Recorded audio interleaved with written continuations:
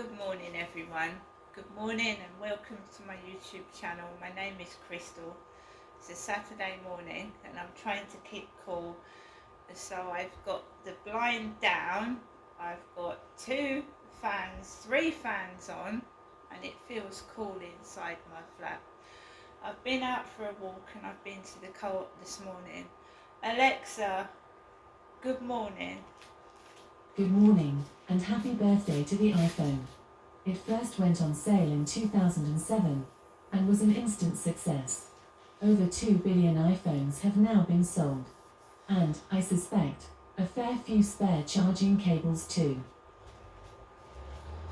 So I got up this morning at 7. I tried to lie down for about 20 minutes and then I got up properly at 7:30. And it's hot, and I've got a cat that's obsessed with my handbag. Right now he's tipping my handbag over and just tipping everything out. You wouldn't believe it, it's like the cat's got hands. He's been up at the window, he opens the doors. He jumps up at the door handles and pulls them down and opens the door. He's one of those cats, you know. It's a tomcat. I've never had a cat as like this one. The ginger cat called Harry is terrible. I came home from the co-op and my bag was all over the floor. He tipped it upside down, put it all back in, went out to go out to the field, and he'd come back and he tipped all my bag out. I know it's him because he likes lying on my bag. He likes lying on it. So I got up, fed the cats, made a cup of coffee. I'd heard the guy upstairs clampering around on the ceiling. He gets up about 5, but I'm so used to it now. I just drift back off to sleep. You can hear him walking on the ceiling. He's very heavy. You can hear his feet.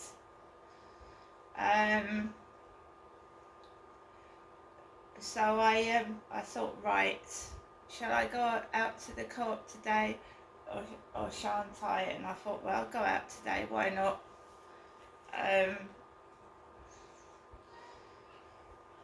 So I grabbed rubbish, threw it out in the bin, walked up the road, and I just get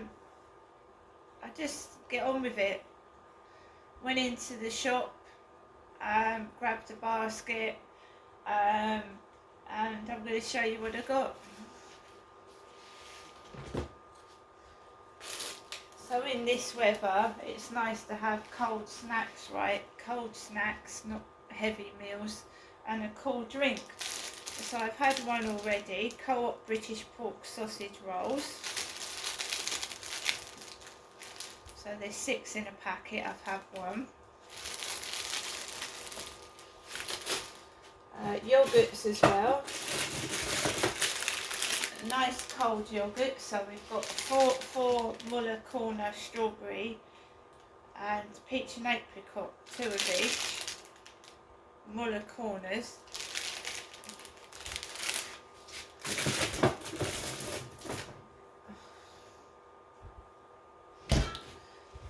The red carnations have been reduced.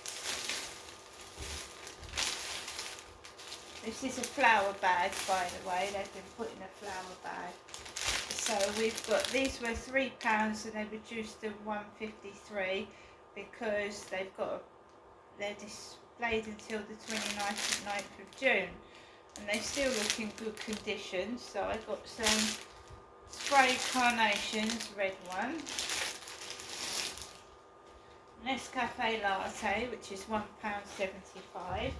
1 bottle of Co-op mineral water, which is cold. Thin sliced chicken. Turkish delight. 1 strawberry yuzu. And these were, when I went in there was only 2 bananas left, so I grabbed them because the Co-op lorry came to deliver after I'd gone into the Co-op this morning. we've got a pastry, a chocolate twist pastry, and the Daily Mail newspaper, which I'm getting at the moment, the Daily Mail, and it's all about the election.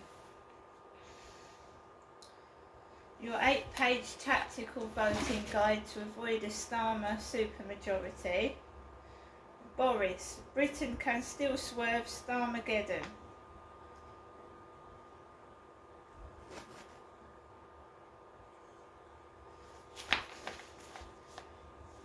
And the guy on the back's been given some stabilisers. Anthony Gordon says the injuries he suffered when thrown 10 feet in the air from his bike could have been much worse, and has vowed to celebrate with the stabilisers given to him by Mail Sports if he scores tomorrow. The England winger had a lucky escape when he went over the handlebars of his electric bike at the team's Blankenheim base this week. Gordon has grazes on his chin, legs, arms and hands, but he is fine to feature in the last 16 tie against Slovakia in Gelsenkirchen. The 23-year-old saw the funny side when we gave him stabilisers and a crash helmet yesterday, but he admits he has been very fortunate. I could have been seriously hurt. So in the weekend, the 50 best podcasts to listen to this summer, from gripping true crime to soul-bearing celebrities and paranormal investigations.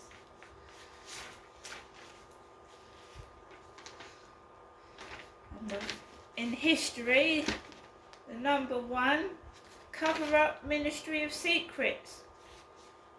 In 1956, the former Royal Navy frogman and war hero Lionel Buster Crabbe undertook a top-secret mission for MI6, investigating the ship that had brought Nikita Khrushchev on a visit to Britain. Crabbe dived into Portsmouth Harbour on the night of 19th of April and was never seen again, at least not alive.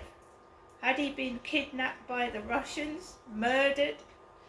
The authorities would not disclose any information, and the relevant papers won't be released until 2057. Historian Giles Milton investigates a murky story of espionage and conspiracy.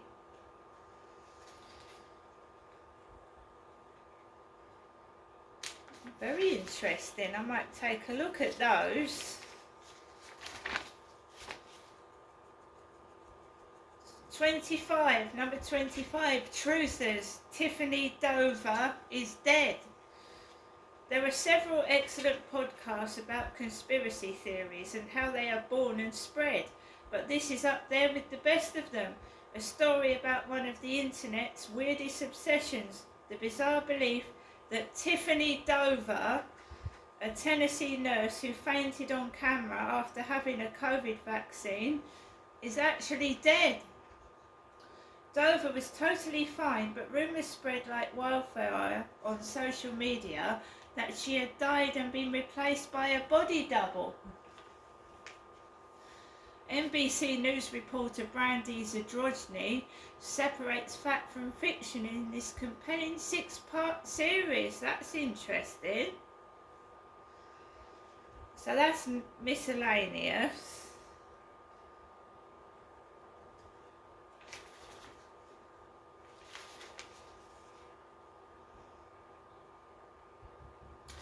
Number 46 of Arts and Culture. Kermode and Mayo's take. Shy, unassuming, not too opinionated, Mark was none of these things. So wrote broadcaster Simon Mayo of his first meeting with film critic Mark Kermode in 1994.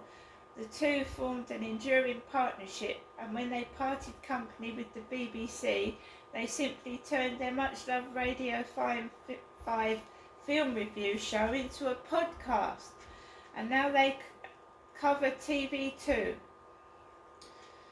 There's a lot of comedy wittering on listeners' emails, and yes, the odd review here and there. They have big name guests such as Phoebe Waller-Bridge and Dev Patel. It's heavy in the in-jokes, but after a few episodes you really do feel as though you're part of the gang.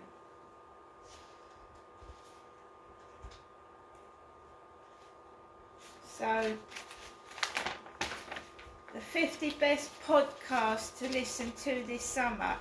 The conspiracy theory ones, yes, I probably will listen to some of them. Yep, I can get podcasts. I tend to watch Netflix a lot at the moment. So I watched Ian Huntley's Girlfriends, the series about her. That was on Netflix. I watched a brilliant film on Netflix last night with Liam Neeson in. I love it. I love the films. And you know it's going to be a good film if it's got Liam Neeson in it. So it's #1 at the moment. It's absolutely brilliant.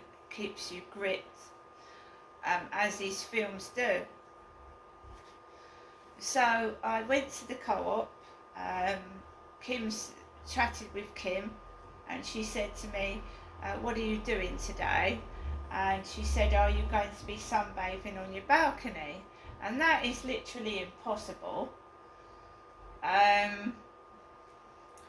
because I have got a couple of next door neighbours that have got a dog that continuously barks while I'm on the balcony, and when I come back from the shops or going for a walk, so it's literally impossible. There's nothing worse than trying to sit down with a nice cup of tea and read the newspaper, and then there's a dog barking all the time incessantly, so I can't do that, no. And when I went out, the dog was not on the balcony, neither was the pair of them. It's a man and a woman, a couple. And I told you she was in a pink short shorts with a white stripe down the side. And I've got my black shorts on today, and I don't smoke vape pipes either. So she's like a comedy version of myself. So I came back from the shops with my plastic bag with a smile on my face, and I was quite happy. I live by myself and I just get on with it. And woof, woof, woof, woof, woof, woof, and it sounds like it's tearing the balcony down. It was bloody awful. And of course, the last thing you want is somebody staring at you. You know, because when those dogs go off, what the fuck is that noise? Everybody's looking.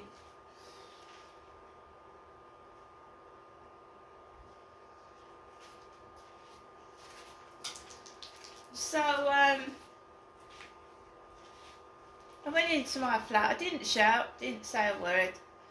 I just came into my flat, completely ignored it, because they spoil your morning, or they think they've spoiled your morning, and they think you're going to spend the rest of the day in a bad mood and screaming and shouting.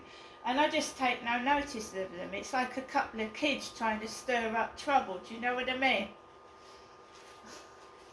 And they must be in their late 40s, right? Early to late 40s, acting like a couple of teenagers, you know. Childish behaviour.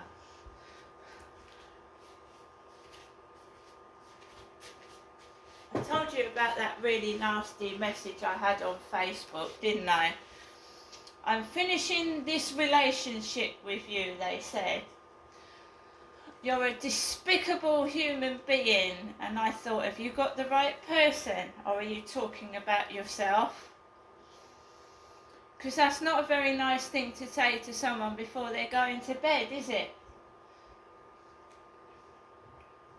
And someone was giggling near this couple yesterday, this couple on the balcony. I can't sleep in my bedroom because their dog is a nuisance. It's an absolute nuisance. I can't sleep in that bedroom. I don't very often sleep in my own bedroom. You see, these people don't want me to find somebody. They don't want me to find happiness. And of course the bedroom's got to be a fucking mess, hasn't it? The bedroom's got to stay, you know, because I don't go in it, right? Every time I'm in that bedroom, the noise is unbearable. It's terrible.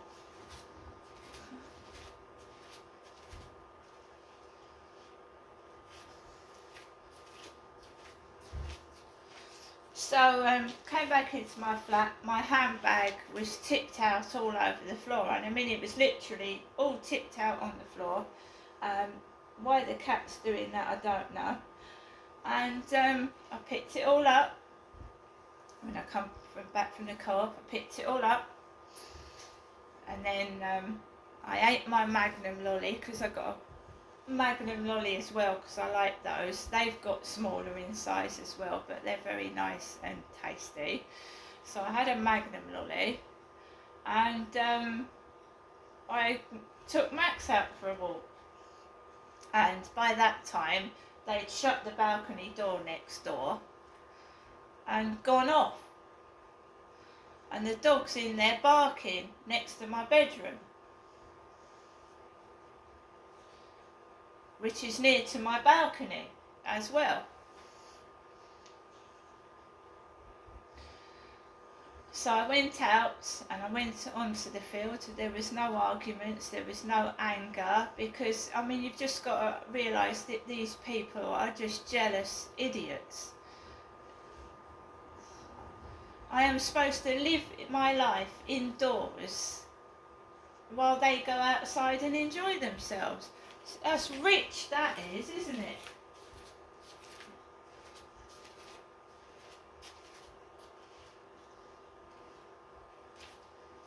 So everyone in my life has disappeared. Everyone in my life has disappeared, apart from my mother, who I'm sure has rung this morning. And I need to check where my phone is to find out. So it's a contrast to last year, where I think it was last year or the year before that I was out constantly and he was in upstairs with his kids all the time. Now he's out all the time and I'm indoors all day. Me. So things have changed completely, and now I'm understanding what it feels like to be stuck indoors all day long, almost 7 days a week. It drives you bloody crazy. So there you go, guys. It's my turn to have a year of being indoors and doing nothing. Because if you think that going to Chatham is a day out, going out to Chatham is a day out, it's not a day out. It's okay if you wanted to go to Primark and do a bit of shopping, or visit Barclays Bank, which has been smashed, the window's been smashed and smothered in red paint, but I wouldn't say going to Chatham is a day out. So my mum's rung this morning. That was a very unnecessary, nasty message. The person is unhinged and spiteful and tried to spoil my morning.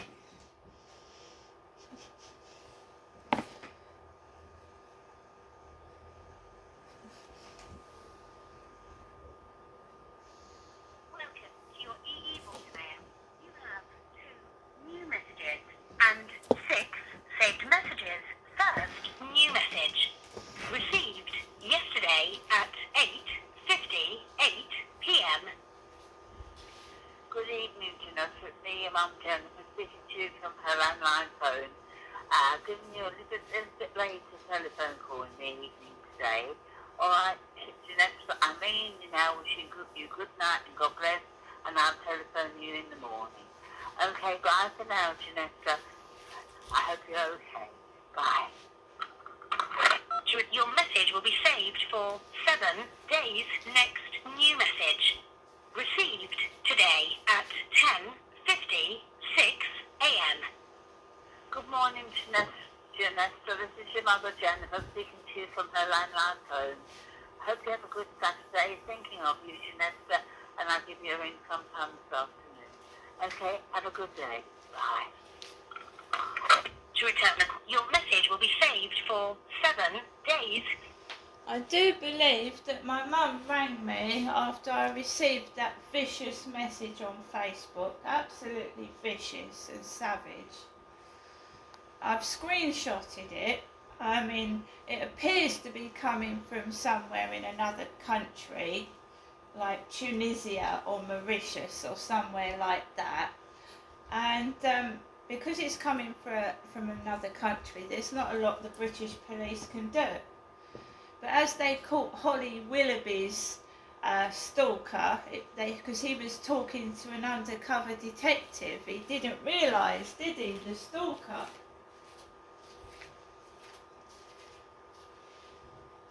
Didn't realise. And I've been told that Charlie is moving to France. Charlie, my stalker, is moving to France. His girlfriend and him are moving. They're moving to a different country. So I shouldn't be getting any more bother from him, which is a good thing. Because I haven't got a passport, I can't move to another country. And when I move, it will be in Great Britain, probably in the Kent area. I'm certainly not moving to Paris or France. I hope everybody is having a great weekend, but, you know, don't hide behind computers and keyboards. It's far better if you've got a beef, a grudge, to get it out of your system face to face with the person. And you might be surprised what answer you get, you know, than just type evil, nasty things. Right, and you know, could drive someone over the edge. I'm a strong person. I'm taking no notice of it. But you do register what somebody says. Even the police tell you to block them. Well, it's too late when you've read the bloody message, isn't it? It's affected you. It's upset you. And then I go into the Co-op this morning, and you've got people saying done, and I went out and there's a Maidstone lorry, right? And my mum's telling me to have a good day, and she called me a good girl when I went round there on Wednesday. She called me a good girl. And that's what my ex-husband used to call me. So have a great weekend, guys, and I'll see you later.